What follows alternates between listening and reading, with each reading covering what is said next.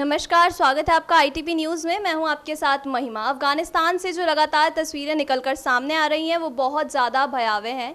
इसी मुद्दे पर लेकर पूरी दुनिया भर में चर्चाएं हो रही हैं। अब इसी मुद्दे पर चर्चा करने के लिए मेरे साथ मौजूद हैं मेहराबुद्दीन सर, जो कि खुद अफ़गानिस्तान से हैं और भारत में रह रहे हैं। मैं आपकी राय जानना चाहूँगी कि पूरे तालिबान पर आपकी क्या राय है? वैसे देखा जाए तो बहुत घबराने वाला सिचुएशन है अफ़गानिस्तान में, क्योंकि एक देश का खुद राष्ट्रपति ही जब देश को छोड़ के चला जाए तो वहाँ के आम आदमी को परेशान होना जायज़ है, नॉर्मल है।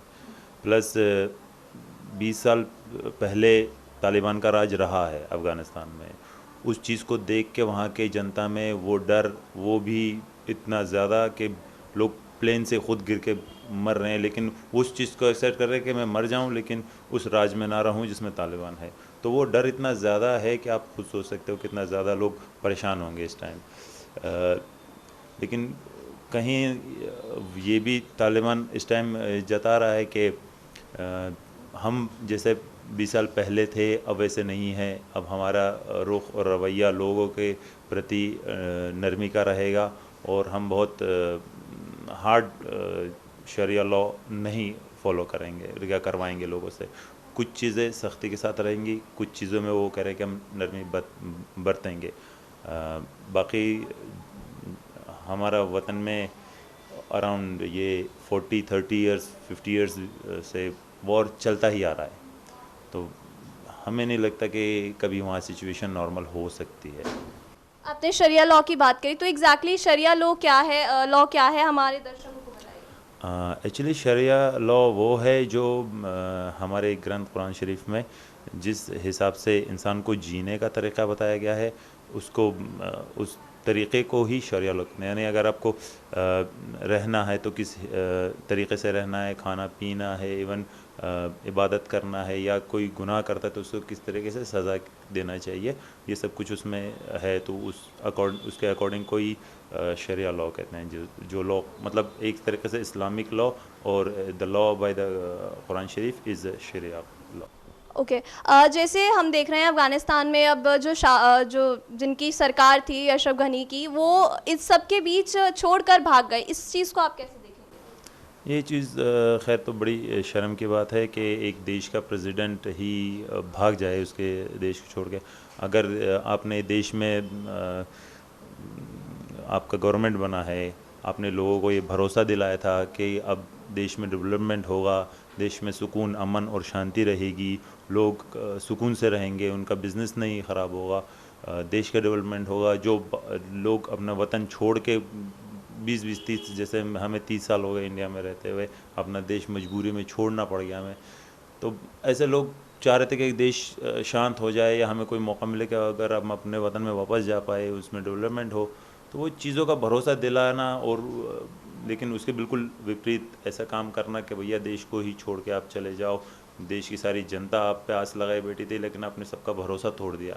तो वो चीज़ कहीं एक दर्शाता है कि वो इंसान इतना मजबूत नहीं था।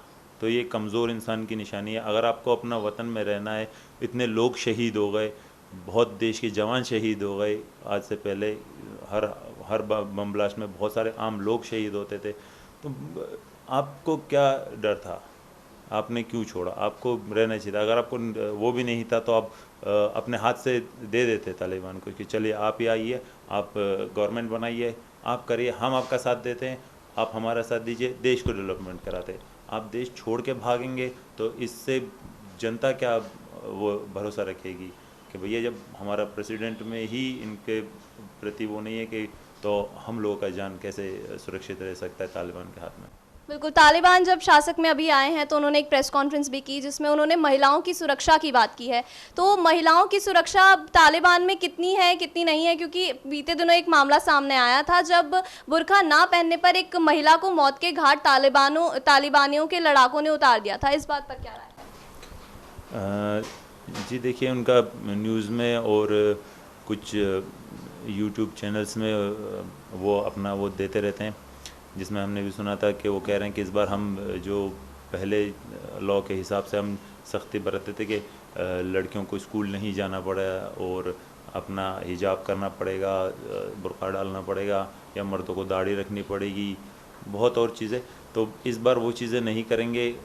कुछ जगहों पे वीडियो सामने आई जहाँ लड़कियाँ वाकई स्कूल जा रही है, लेकिन हाँ हिजाब करके जा रही हैं।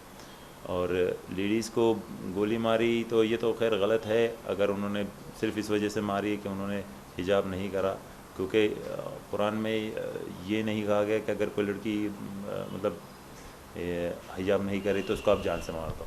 आप उसे समझा भी सकते हो, एक आध बार उसको वार्न भी कर सकते हो। सीधा ही जान से मार देना I don't think is the right thing.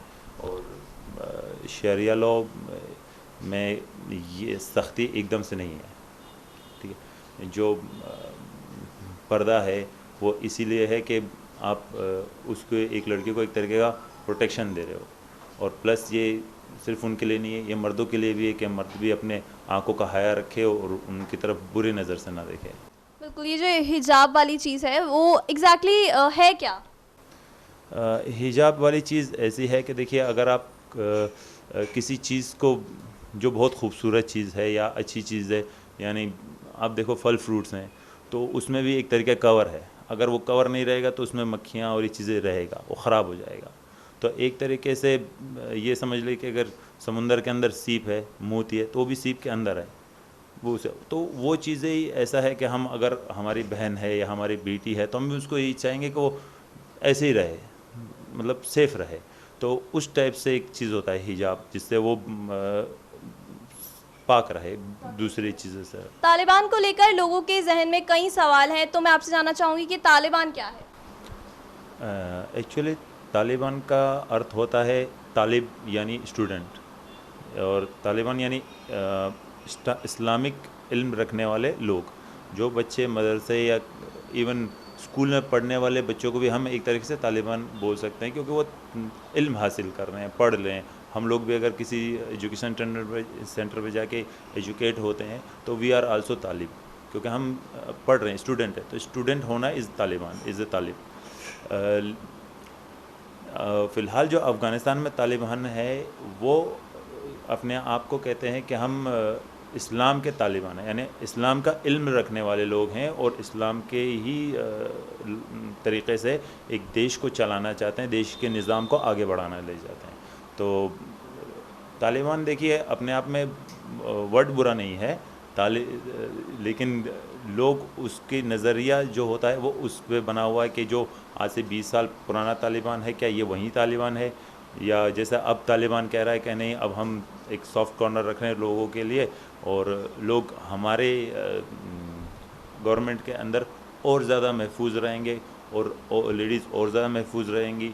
लोगों का घर, उनका काम, उनका पैसा अब वेस्ट नहीं होगा, और जो कानून होगा वो सबके लिए एक बराबर होगा। तालिबान क्या है ये आपने जान लिया, अब तालिबान 2.0 क्या करता है ये 2 या 3 महीने में आप जान जाएंगे। फिलहाल आपकी क्या राय है इस पर हमें कमेंट बॉक्स में कमेंट करके ज़रूर बताइए। फिलहाल के लिए बस इतना ही, ज़्यादा जानकारी के लिए बने रहिए हमारे साथ ITP न्यूज़।